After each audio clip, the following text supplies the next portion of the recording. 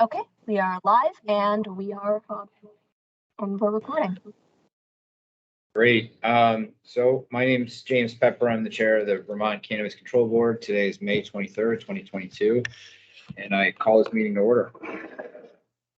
Few updates before we turn to the agenda. Licensing. As promised, we're going to be issuing some more operational licenses today. I think 3 in all, and all are social equity applicants. We have a number of licenses that are very close, but are still incomplete for one reason or another. We've been in touch with these applicants, and hopefully we'll have these issues dealt with before our next meeting. Last week, I talked a little bit about the amount of work that our staff has undertaken to really build the systems that got us to this point and will allow us to pick up the pace even further when we have more staff. But I think it's important to put what we're doing here in Vermont into a little bit broader context. The Massachusetts Cannabis Control Commission issued its first license 14 months after the board was initially seated. They issued it to a large 20,000 square foot indoor cultivator that already had a licensed medical dispensary. And then after that, they issued roughly 6 to 7 licenses a month, almost exclusively to large companies that were already licensed medical dispensaries, meaning that they already had all of their banking and insurance and all the other regulatory requirements worked out ahead of time. New Jersey, they issued their first set of licenses 17 months after their commission was appointed. They did it to 13. Their initial outlay was 13 licenses, but these were, again, all to existing medical dispensaries that were already operating.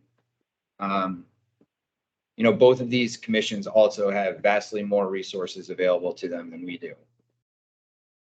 Here in Vermont, we were seated on April 19th, 2021.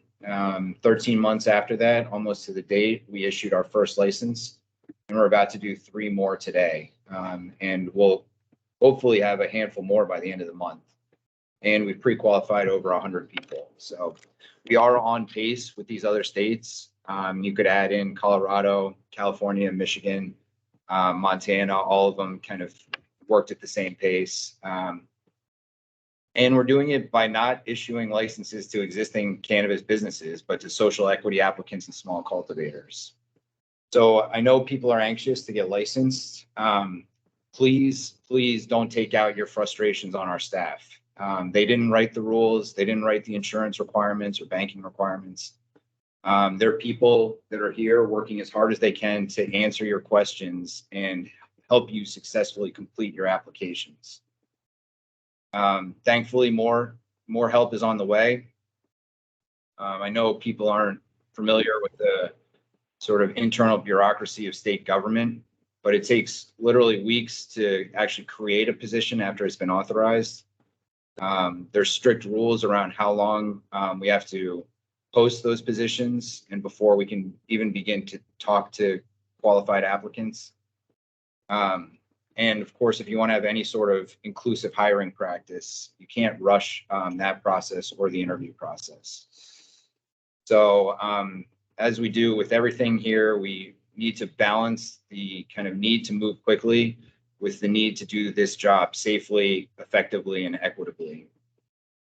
So again, I just urge everyone who's watching to exercise patience with our staff and recognize the stress that they are under. Everyone here is at capacity, and everyone is working as fast as they possibly can. And no amount of kind of cajoling them can really change that. In fact, it probably only slows them down. Waiver requests. This is kind of an issue that's starting to be a common theme. So I'd like to say just a few words about waivers. The board was handed the framework for the adult use market by the legislature. It included 7 key priorities, things like promoting social equity, promoting small cultivators, but also things like environmental sustainability and consumer protection. We had attempted to draft the least restrictive regulatory environment that adhered to those priorities. And we had 150 public meetings and took extensive public comment throughout that process. I know there are things in our regulations that people wish were not there, and that there are things that are difficult to achieve, mostly because of the kind of federal status of cannabis. But everything that we did in our rules is related directly to an underlying statutory requirement that was given to us by the legislature. You know, we know here that banking is inaccessible or unaffordable. We know that insurance premiums are artificially inflated because it's a cannabis business and that policies are very limited. We know that security requirements come at a cost. We know that these are barriers to entry, but they're also the cost of doing business for any operation that's open to the public. They protect you, they protect your neighbors, and they create a safe market. The board has identified a few areas of our regulations where we will entertain waiver requests on a case-by-case basis. However, the key threshold question to any waiver request is, what did you do to try to comply with the regulation before you asked for a waiver? If the answer is nothing, or you heard that banking was expensive from someone else, that's not enough. We're not going to consider your waiver request. We need to see that you made a good faith effort at trying to comply with the regulations. The next question that we look at when considering a waiver request is, why is this regulation excessive for your specific business? You know, liability insurance covers losses or injuries to third parties, including your neighbors, first responders, our inspectors. If your risk is low, either because of the nature of your business or the type of license you're seeking, or some other reason, you can let us know that, and we can consider a waiver. But without more information about your specific business, we really don't have enough to grant a waiver. And of course, there are things that we're not authorized to waive, things like compliance with building codes and fire safety. I mentioned a few times, fire safety needs to talk to every prospective licensee. If your operation is not within their jurisdiction, they'll issue you a letter to that effect, but we want to see that letter. If you are within their jurisdiction, they will work with you and your business to make sure it's compliant. We can't issue you a license until we know that your business is safe for the general public, including your employees. If you're under fire safety's jurisdiction, you'll need to let us know that you've met their requirements, and we'll be checking with them to make sure that you have. This is not meant to be onerous. You know, Landon Wheeler, he was out sick last Friday, but it's my understanding that he's up to date on issuing all of these jurisdictional letters, and that he has everyone who's reached out to him moving through their pipeline currently. So if you're thinking about issuing a license, you haven't talked, or thinking about seeking a license and you haven't talked to fire safety, you have to talk to Landon Wheeler. It's landon.wheeler@vermont.gov, or his cell phone, 802-216-0501. And other than that, we just have to approve the minutes. Julie and Kyle, you had a chance to look at them from 5/16? Yep. Yes. Is there a motion to approve? So moved. Seconded. All in favor? Aye. All right. Okay. So next on the agenda is review staff recommendations on pre-qualification and license applications. Okay.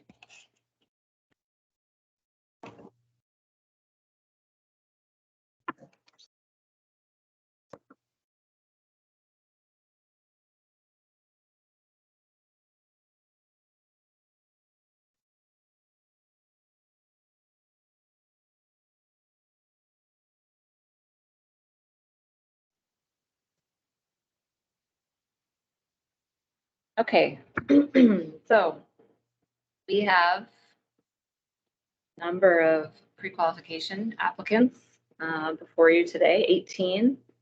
So I will start going through those. You can see that today we've got 5 cultivators, 5 manufacturers, 1 wholesale, and 7 retail pre-qualification applicants up for your review.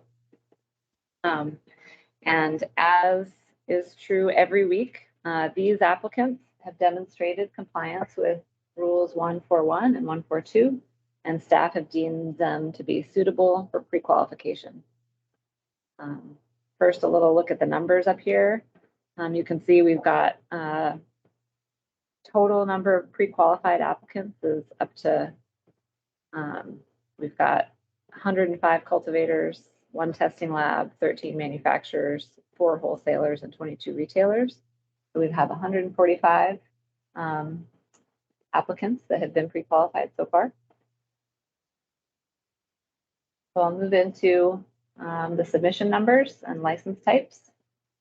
So we have submission number 214, who is up for retail, submission 215, wholesale, submission 62 for retail, submission 424 for a tier 2 manufacturer, submission 183 for tier 2 mixed cultivation, submission 547 up for retail. There's a couple of random yellow highlight marks in this document. They are meaningless. Please ignore them. Submission 384B for a tier 2 manufacturer. Submission 110 for retail. Submission 7 for retail. Submission 509 for tier 1 outdoor cultivation. Submission 487B for a tier 3 manufacturer. Submission 487C for retail. Submission 415 for tier 3 mixed use cultivation. Submission number 90 for retail. Submission number 102B for tier 1 manufacturing. Submission number 496 for tier 1 indoor cultivation. Submission number 193 for tier 2 manufacturing. And lastly, submission number 93 for a tier 3 outdoor cultivation. There are 2 pre-qualification applicants in this list that do have a presumptively disqualifying offense on their criminal history record. The staff is recommending pre-qualification for these applicants, but I did think we could move into executive session to discuss these 2 particular applicants. You want to do that now? I think we should do that now. Do you have a motion ready? I move that we go into executive session to consider confidential attorney-client communication made for the purpose of providing professional legal services to the body, and that executive session is required because premature general public knowledge regarding such communications would clearly place the board at substantial disadvantage. Is there a second? Seconded. All in favor? Aye. Aye. So Nelly, are you able to put up in a way message? It will be an executive session. I think it'll be no more than 10 minutes. I think that's right. Yes, I can. Just give me 1 second to bring that up.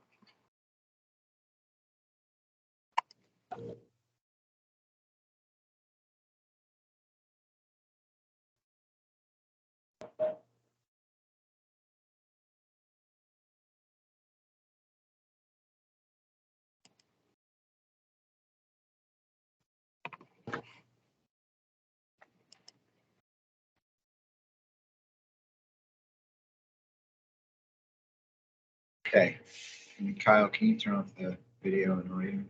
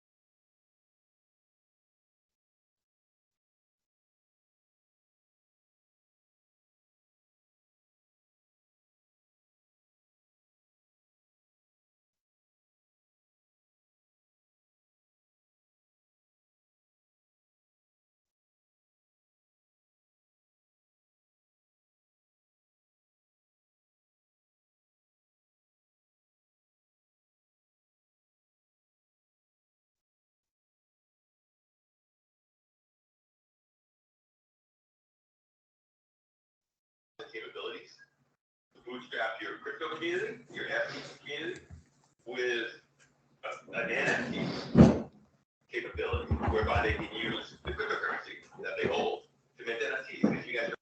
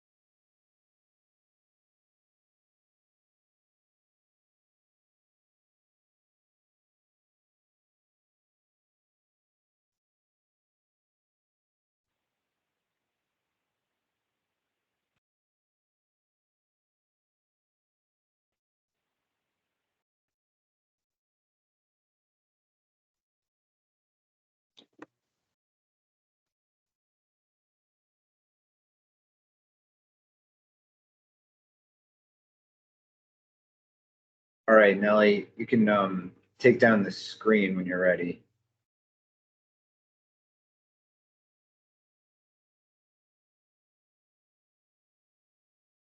All right, it should be down. Okay. So we're out of executive session. It's 11:26.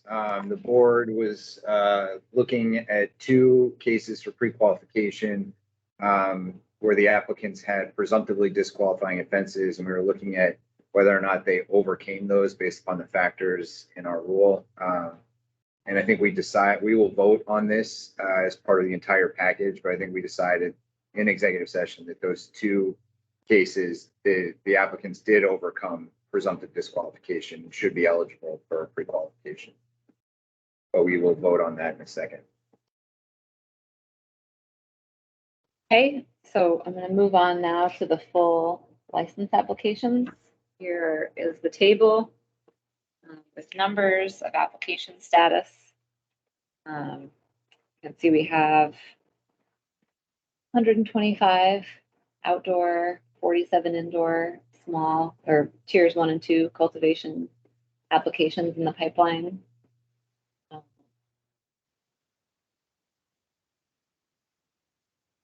15 outdoor and mixed tiers 3 and up, 9 indoor tiers 3 and up.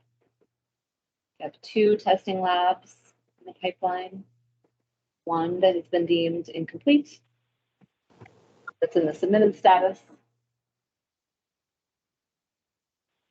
And you can see we've got 2 integrated that are in the received status.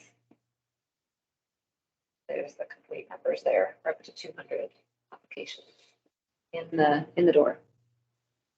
So today we have 3 businesses being recommended for licensure.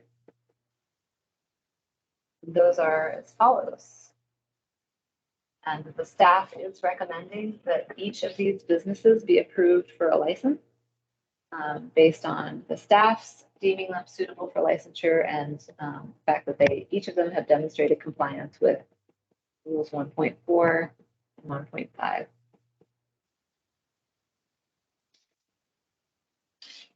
And I should note that all 3 of these also have social equity status. The next part of the register is to approve some for social equity status, and there is an overlap here. So some of these are up for licensure and approval of their social equity status at the same meeting. We can move to that next.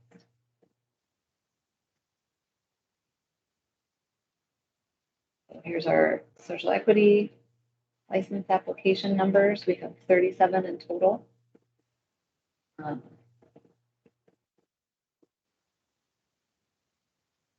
So recommendations for social equity status, we have submission number 160, the tier 1 small indoor cultivator, submission number 233, tier 1 mixed cultivator.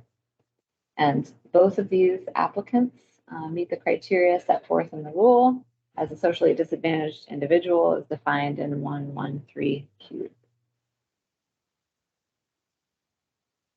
And lastly, we have one recommendation of denial for social equity status, and that's submission number 76, seeking a license for tier 1 indoor cultivation. And staff are recommending that this applicant have their social equity status be denied because they do not meet the criteria for socially disadvantaged individual. This person does not meet any of the criteria set forth in Rule 113Q. Okay. So how would you like us to vote on these? Is there a sequence that we should do? Or should we just accept all staff recommendations? So I think that you can accept all staff recommendations as one package if you'd like. If you'd like to have any discussion on any of these pieces, I think it's fine to vote as an individual sections. Like if you want to just vote on the pre-qualification applicants, that's fine. If you'd like to have more discussion of any of the portions of the staff recommendations, but I think it's okay to vote on all of them as a package if you'd like. Seems to me we should do the social equity status separately, especially because there's a denial. And we could, I think, do the pre-qual and full license. I have one question about the denial, just for the benefit of the public. What happens with that application now? So this application is going to continue to be reviewed in the order it was received. I do believe it's an applicant that is in incomplete status. They've had an incomplete letter sent out. So we will continue to review that application and work on it in order. It will not be put to the back of the line. Okay. Thank you. So is there a motion to approve, to accept the staff recommendations with respect to the social equity status? Yes, I move that the board accept each of the recommendations, social equity status as presented by staff in this meeting. Is that, do we need to do a separate? I think that phrasing covers Yeah. this because the recommendation is 2 acceptances and a denial. So that covers it. You Okay. can specify more, you could say it more specifically, but what you said covers Okay. what was presented. I'll second your motion. Okay. Okay, any conversation at all about these? Okay, all in favor? Aye. Aye. Great, now I think we should move toward, I think we can do both the pre-qual and the full applications as one. So is there a motion to approve staff recommendations with respect to the pre-qualification licenses and operating licenses? I move that the board accept each of the recommendations for pre-qualification, including those that were discussed in executive session, and licensing approval as presented by staff in this meeting. Second. All in favor? Aye. Aye. Okay. I think all we have left is public comment. So we'll handle it the same way we always do. If you have a public comment and you join via the link, the video link, please raise your virtual hands and we will call on you in the order that you raise your hands. And then after we get through those, we'll move to people that join via the phone. So if you have a public comment, please feel free to raise your hand now.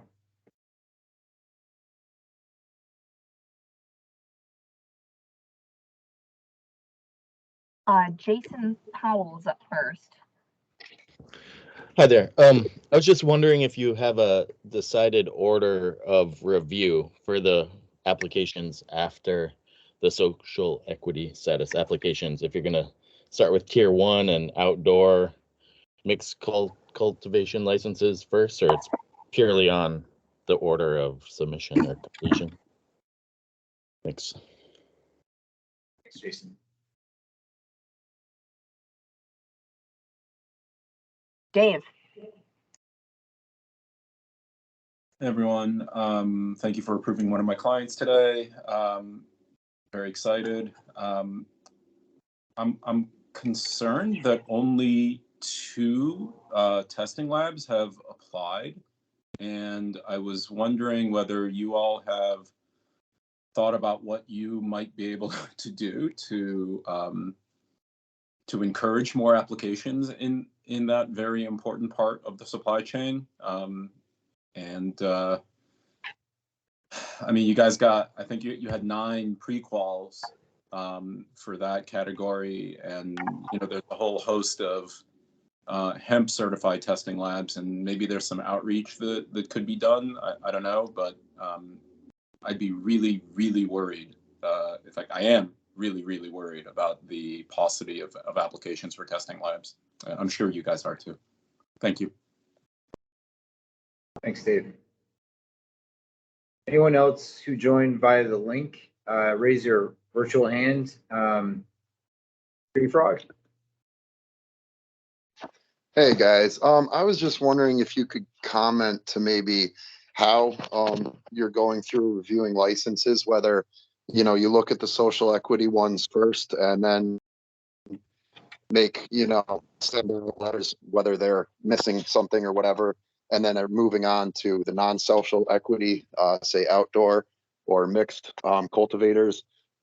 Just kind of concerned. I mean, here we are, end of May. I submitted my application 1st of May, and yet I haven't been contacted with anything that I'm missing or anything like that. So I'm wondering if you could speak to what you're seeing as a turnaround, whether you're dealing with things right now that we're in April and that there's a 4-week lag or something to that, to kind of give us some hope or some kind of idea of whether I'm going to have plants in the ground this year or if it's going to be June or July. Thank you.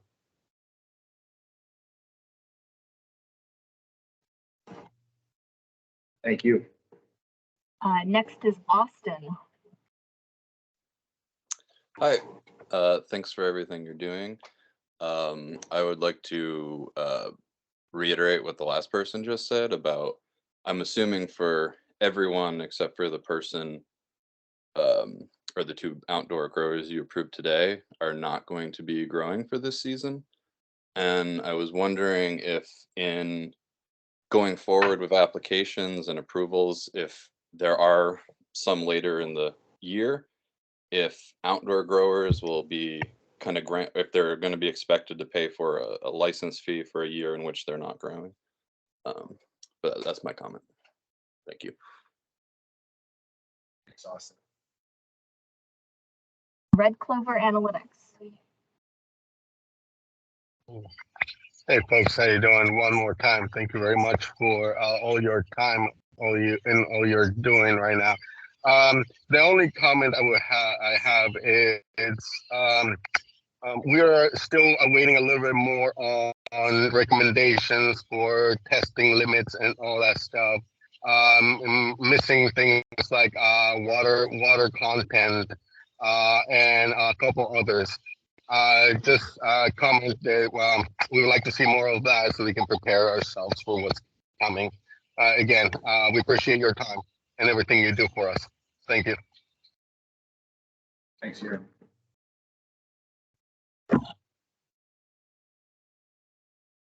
So again, feel free to raise your virtual hand if you have a public comment. If you join via the phone, you can hit *6 to unmute yourself.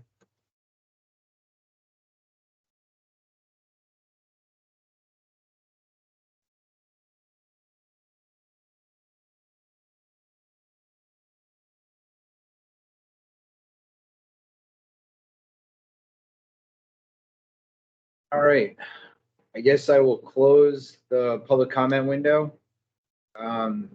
Just to respond to a few of the things that we heard.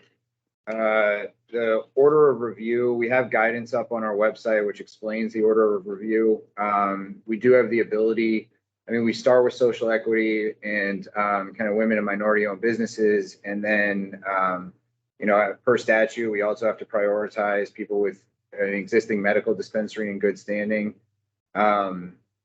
Then we move to general applications in the order that they were received. We do have the ability to move people around in the queue if it's for the kind of proper functioning of the market, which I think outdoor cultivators could likely make an argument that they could be moved.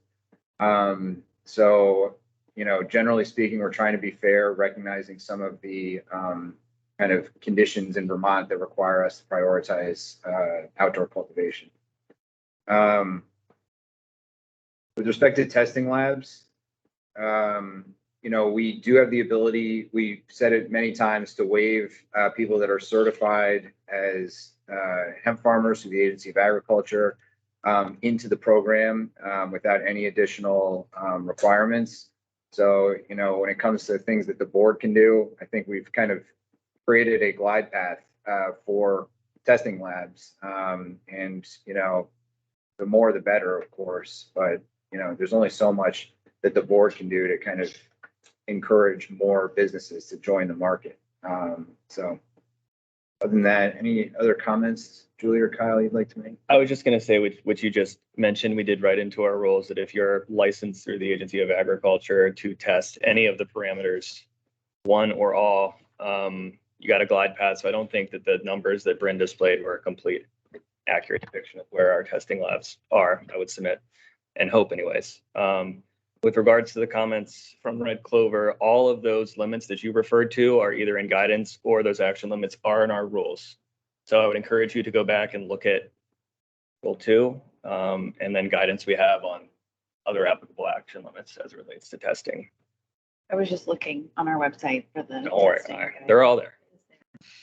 And we get it. We're moving as fast as we can here at the board. Folks need to meet us halfway and get us complete applications. I know some folks don't know if they're incomplete or not, but hey, frost warnings are still in effect for most of the state anyways from an outdoor perspective. So, we're of understanding. Oh, yeah, and I would just say that, every time we bring on a new person, our processes speed up by that much. And we're in the midst of hiring, I think, at least 3 licensing positions currently. So that's, the team that we have in place not only had to review the applications, they had to build the procedures to review them. And so now that those are in place, things can move more quickly. Keeping in mind that we are currently outpacing what I think New Jersey and Massachusetts and a few other states have done. So I think we're doing it the right way. Yeah. All right. Well, other than that, I think we can adjourn the meeting. Thank you all for joining us. Thanks for the input, and thanks to our staff, as always, for your tireless work. Happy Monday.